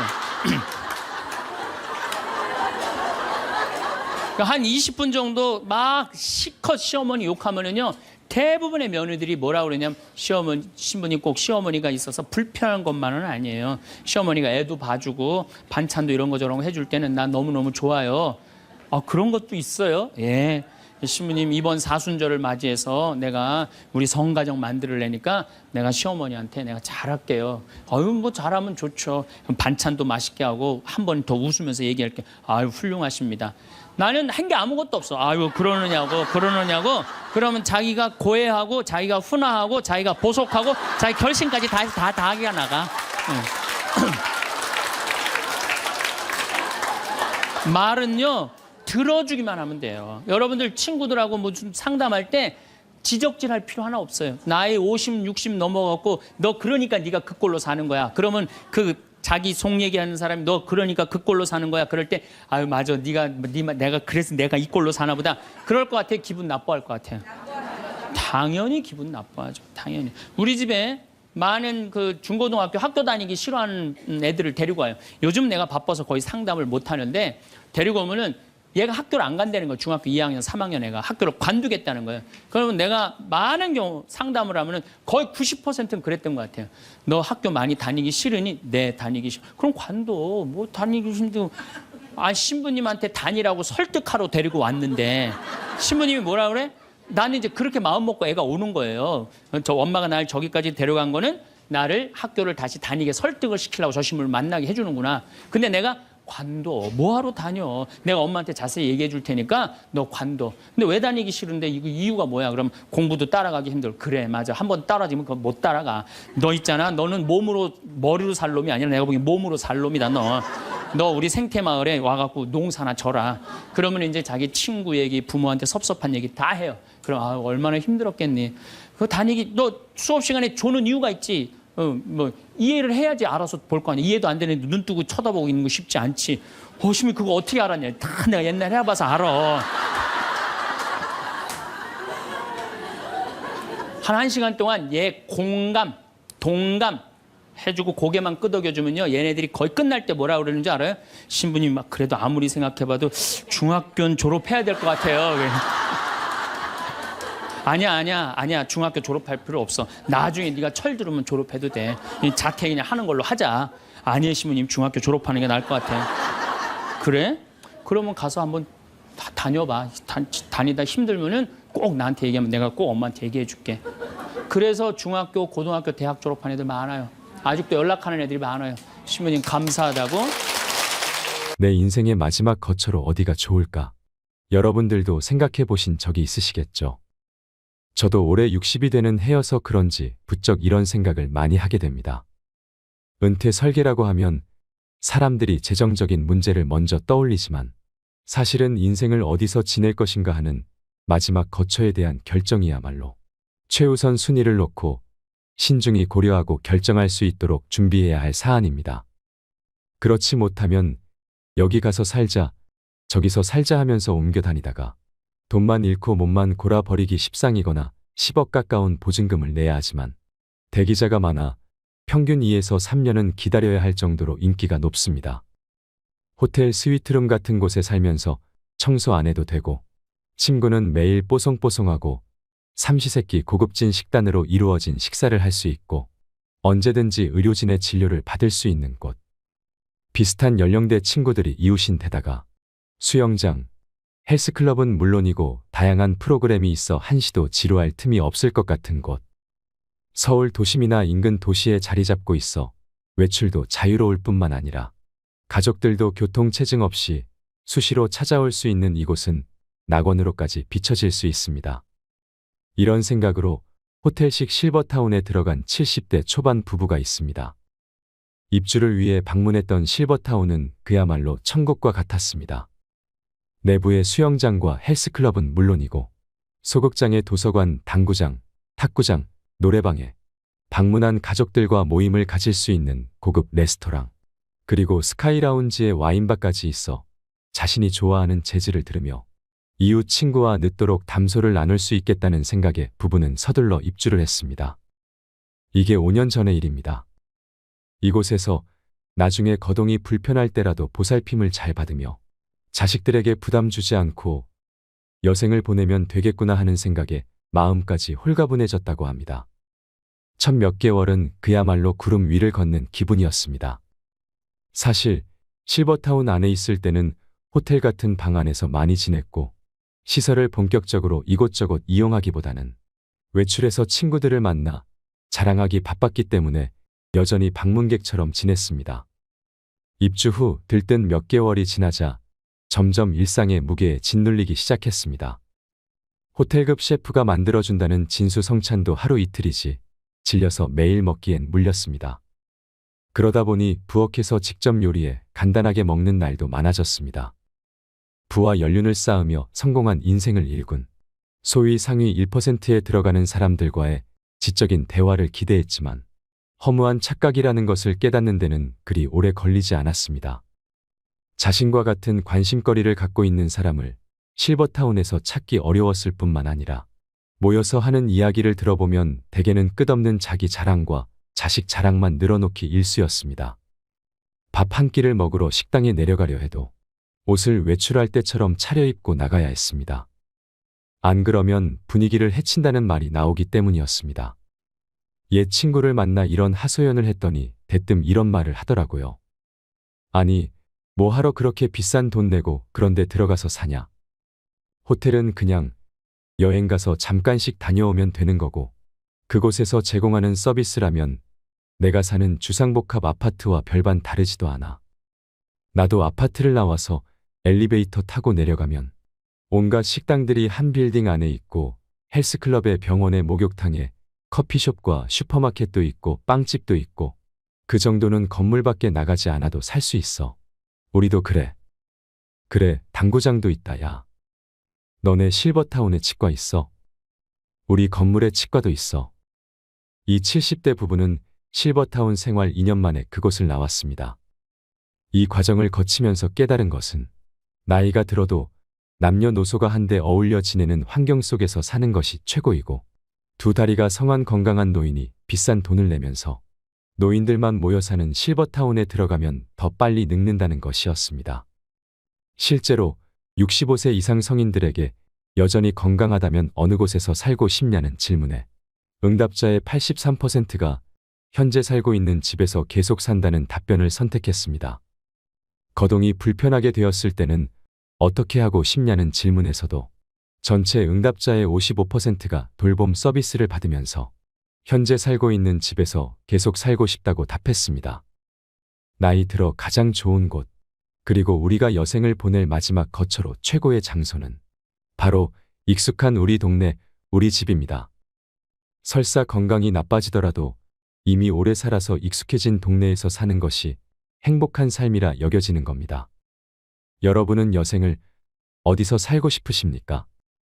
설마 럭셔리 실버타운에 들어가 사는 꿈을 꾸고 계시지는 않으십니까? 어느 곳이 평안한 마지막 거처로 안성맞춤일지 여러분의 의견을 말씀해 주세요. 마지막으로 아프지 않고 오래 살려면 딱 이것만 기억하세요. 이런 음식은 믿고 거르세요. 뭘 먹는지도 중요하지만 더 중요한 것은 혈당 관리입니다. 식사 후 혈당의 그래프가 어떻게 되는가? 다시 말해서 공복 혈당도 중요하고 그동안 얼만큼 일반적인 평균 혈당 레벨이 높았나를 측정하는 당화혈색소도 중요하지만 진짜 중요한 것은 심혈관 질환, 혈관 건강과 관련해서 특정한 음식 섭취 후에 얼마나 급격하게 피크 혈당이 확 올라가는가입니다. 그래서 혈당이 확 올라가지 않도록 식사를 해야 됩니다. 이를 위해서는 먼저 먹는 법을 지켜주셔야 합니다. 채소를 먼저 먹고 단백질 지방 먹고 그 다음에 탄수화물 먹는 것입니다. 식사 순서를 지켜서 혈당 피크를 최대한 막아야 합니다. 그리고 식사 후 2시간 내지 3시간 뒤에 혈당이 얼만큼 제자리로 떨어지나 이것도 봐야 합니다. 인슐린 저항성이 생기면 혈당이 올라갔다가 2시간, 3시간, 4시간이 지나도 아주 천천히 떨어집니다. 그렇게 되면 그게 이미 당뇨병은 아니어도 당뇨 전 단계라고 봐야 합니다. 당뇨 전 단계는 몇 년 뒤 당뇨병으로 갈 확률이 엄청나게 높습니다. 그래서 혈당 관리를 목표로 음식물을 현명하게 고르셔야 합니다. 혈당을 올리는 설탕, 흰쌀밥은 독입니다. 특히나 배고픈 상태에서 갑자기 쌀밥 한 숟갈을 입에 넣고 그 다음에 반찬을 먹는 것보다 배고파도 채소나 고기를 먼저 드시고 그 다음에 쌀밥을 드시는 것이 더 낫습니다. 흰쌀밥보다는 현미가 좀 혈당 피크가 덜 나오기 때문에 저는 현미를 권장드립니다. 그런 식으로 음식을 골라서 드시기 바랍니다. 그리고 언제 먹느냐가 중요합니다. 하루 중 무얼 먹느냐보다 더 중요한 건 언제 먹느냐입니다. 음식은 우리 신체 리듬에 맞춰서 먹어야 합니다. 그리고 잠자는 것도 중요합니다. 잠을 푹 자야 됩니다. 그러려면 최소한 4시간 전에는 식사를 끝내셔야 합니다. 내가 오늘 밤 10시에 잔다 그러면 6시에 식사를 마쳐야 합니다. 6시부터 식사해서 7시에 끝나면 11시부터 주무셔야 합니다. 11시부터 7시간에서 8시간 주무시는데 이 패턴을 지켜야 합니다. 이것이 진짜 중요합니다. 우리 몸의 리듬과 식사가 신체의 흐름을 방해하지 않아야 합니다. 그래서 야식은 진짜 안 좋습니다. 8시에 식사 끝내고 10시에 잔다. 배부르니까 빨리 잔다고 해도 잠이 깊이 안 듭니다. 위장이 굉장히 에너지를 많이 써서 소화시켜야 되기 때문입니다. 그래서 거의 위장이 비워진 상태에서 공복 상태에서 잠을 자야 되는 것입니다. 이걸 잊지 마세요. 그래야 깊이 잘 수 있습니다. 잠을 깊이 못 자시는 분들의 공통점이 꼭 주무시기 전에 와인 한 잔, 맥주 한 잔 드시는 겁니다. 몸에 알코올이 들어오면 알코올이 각성제 역할을 합니다. 밤새 술 마셨다. 이런 경험들이 있으실 텐데요. 그게 어떻게 가능할까요? 알코올을 섭취하면 잠이 안 옵니다. 아닌데 술 한 잔 먹으니까 잠이 좀 오던데 하는 분들도 계실 텐데요. 그건 술 취하는 초반에만 잠깐 그렇습니다. 잘 생각해보면 술 한 잔 먹고 주무시면 술 취해서 주무셨다가 새벽에 깬 분들 많을 겁니다. 그러니 주무시기 전에 술을 드시는 것은 피하셔야 합니다. 그리고 우리가 아침에 일어나서도 한두 시간 이상 공복 상태를 유지하는 게 건강에 진짜 중요합니다. 아침에 일어나자마자 식사하시는 게 아니라 되도록이면 아침은 드시지 마세요. 아침 먹지 말라 그러면 반대하는 사람이 엄청 많습니다. 하지만 아침을 챙겨 먹는 것이 언제부터 생긴 줄 아시나요?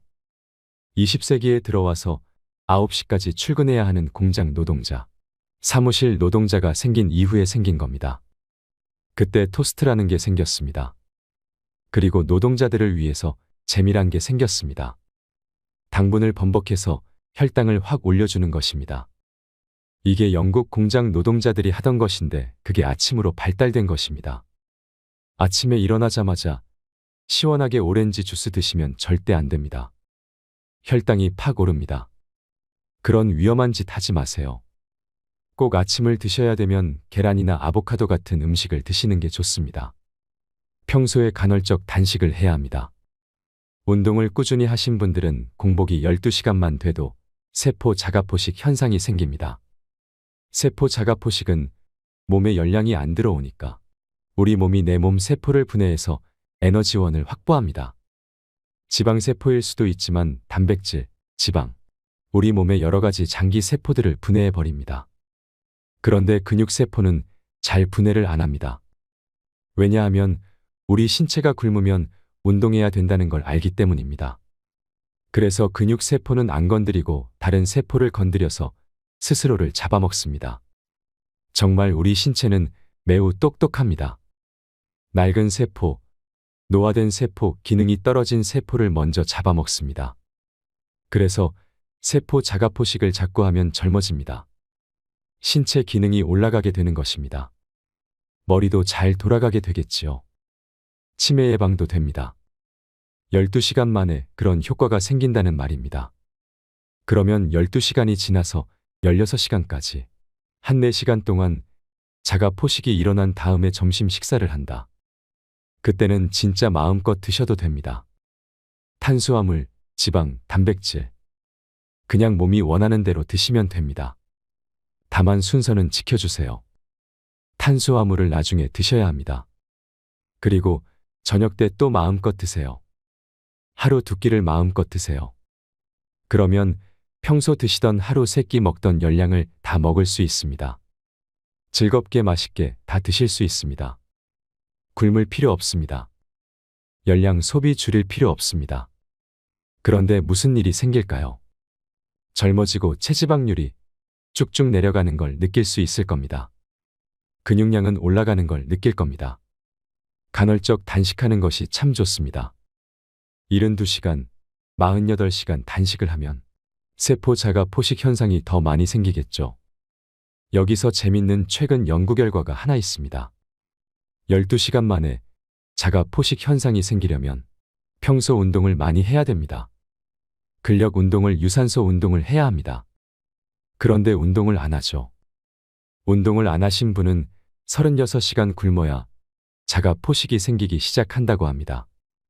그러니까 운동은 단식의 효과를 올리는데도 커다란 도움을 줍니다. 운동하기 싫으시면 딱 한 가지만 알아두세요. 운동의 중요성은 여러 가지가 있지만 하나는 꼭 염두에 두시기 바랍니다. 우리 몸 건강은 미토콘드리아와 매우 관련성이 높습니다. 그런데 운동을 꾸준히 하시면 미토콘드리아의 숫자도 늘고 미토콘드리아 효율성도 높아집니다. 기능이 좋아집니다. 제가 강조하는 운동 중 하나는 존투 운동입니다. 젖산 역치를 유지하는 운동입니다. 근력 운동을 하면 젖산이 쌓인다. 젖산 때문에 통증이 생긴다. 근육도 생긴다. 이런 얘기를 들으신 적이 있을 것입니다. 잘못된 정보입니다. 젖산은 통증을 완화시키려고 분비되는 물질이고 거기서부터 또 에너지도 나옵니다. 젖산은 좋은 겁니다. 그 젖산이 쌓인다는 건 내가 운동할 때 내가 사용하는 산소량보다 들이마시는 산소량이 부족할 때, 즉 내가 내 몸에서 심폐 기능을 처리하고 공급하는 산소량은 이만큼인데 지금 당장 근력 운동해서 써야 되는 산소가 이만큼이다 하면 산소 부채가 생기는 겁니다. 그래서 숨이 차게 됩니다. 그런데 존투 트레이닝은 이걸 맞춰주는 겁니다. 지금 내가 산소를 이만큼 들이마시는데 딱 산소를 쓸 만큼만 운동하는 것입니다. 그게 존투 트레이닝입니다. 그러면 그만큼이 얼만지 어떻게 하느냐를 정확하게 따지려면 젖산 역치를 측정해야 되는데 그건 굉장히 장비도 복잡하고 병원에 가서 하기 힘듭니다. 그럼 어떻게 하느냐 하면 대체 방법이 있습니다. 심박수로 측정하는 겁니다. 최대 심박수라는 개념이 있습니다. 220배기 나이를 하면 됩니다. 예를 들어 50세면 220배기 나이. 그러면 170이 나옵니다. 그 최대 심박수에 곱하기 0.65 또는 0.75를 하면 심박수가 나옵니다. 110이나 120이 나올 겁니다. 그 심박수가 대략적인 존투 한계입니다. 그래서 그 심박수를 유지하면서 유산소 운동을 30분, 40분 하는 겁니다. 운동을 평소에 안 하는 분들은 좀 빨리 걷기만 해도 바로 한계가 됩니다. 평소 운동을 안 하신 분들은 좀 빨리 걷는 운동을 하시오. 운동을 좀 하신 분들은 이게 운동되는 거야 할 정도로 천천히 달리시면 됩니다. 실시간으로 심박수를 알려주는 스마트워치든 아니면 헬스밴드가 있으면 좋습니다. 저렴한 것도 많습니다. 심박수는 다 웬만큼 정확하게 측정을 합니다. 그걸 하나 구입하셔도 좋습니다. 모바일 기기로 내 심박수를 봐가면서 30분 이상 심박수가 유지되게 존투 트레이닝을 하시고 끝날 때 심박수를 한번 올려주는 정도로 하면 좋습니다. 이런 운동을 꾸준히 하시면 미토콘드리아 기능이 올라가고 여러분의 체력이 놀랄 정도로 좋아질 것입니다. 한두 달만 해보세요. 엄청 좋아집니다. 그리고 존투 트레이닝을 하는 동안은 달리기, 명상 같은 걸 하셔도 좋습니다. 실내에서 자전거를 타면서 해도 되고 밖에서 달리기 하면서도 되고 러닝머신 뛰면서 하셔도 됩니다. 심박수를 유지하면서 존투 트레이닝을 해보세요. 이상으로 책틀맨이었습니다. 지혜를 쌓는 당신의 오늘이 아름답습니다. 더 좋은 영상으로 찾아뵙겠습니다.